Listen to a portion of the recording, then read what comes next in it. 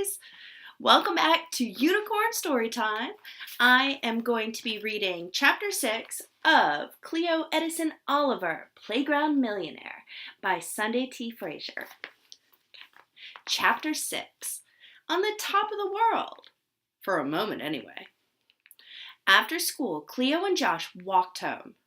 Normally, Kaylee would join them, but that day her mom picked her up for some kind of appointment. In the kitchen, Mom was making something again. Bags of ingredients, messy bowls, measuring cups, and eggshells littered the counter. The longevity lollipops hadn't gone over so well.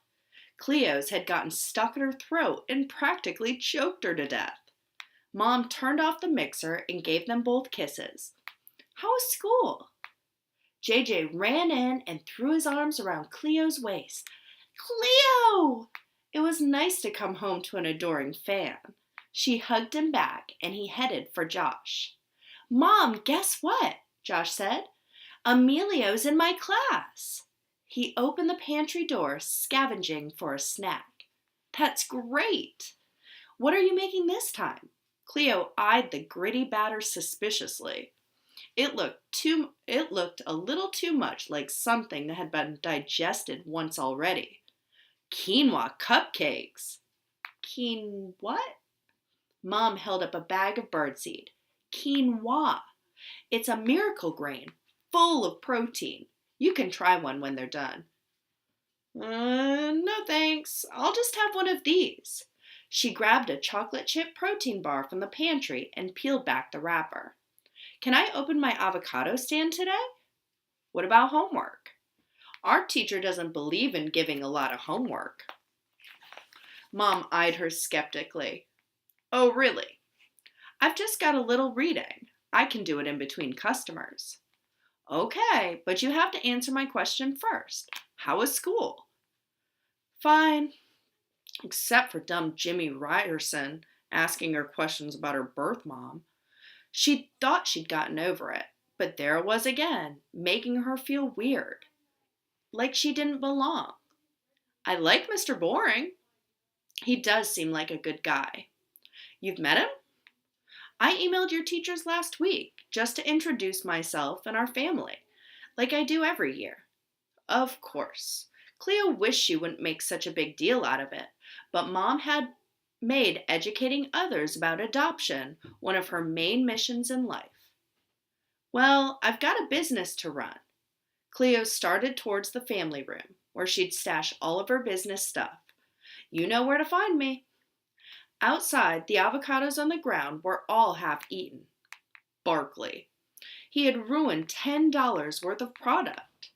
The remaining avocados were high up in the branches. She got the ladder from their detached garage and set it up next to a tree. She had just climbed to the top when their neighbor across the street, Ms. Chu, came outside in gardening gloves. Ms. Chu waved her little shovel in the air. "Cleo, that's too high. You're going to hurt yourself." "Ni hao, Ms. Chu." This summer, Cleo had asked Ms. Chu to teach her Mandarin Chinese, the future language of business people everywhere. "Want to buy some avocados today?" Cleo raised an avocado to show Miss Chu. The latter wobbled. Her heart did a double flip, but she kept her cool. Cleo's awesome avocados were back in business. "Just get down from there," she said. "I'll get you the money. How much?" $1 each, Cleo. $1 each. Cleo had never done a business transaction from this far away, or from a ladder. But so what? A sale was a sale. "I pay the same at the store. What happened to the blowout sale?" Ms. Chu never accepted full price. "That was yesterday, but for you, I'll make it 4 for $3. Deal?" "Deal. Now get down before you break your neck." Cleo was going to get down. Really, she was. And then she saw the roof. And it was only a step away. A big step. But she knew she could do it. And if she could do it, then she had to do it. It was the law of the universe. She plucked 4 avocados, then hurried down and dragged the ladder closer to the house, which was single story in the front, double story in the back, where they'd added on bedrooms. She climbed to the top of the ladder again and pulled herself onto the roof, trying not to make noise. If Mom found her, she would have a cow.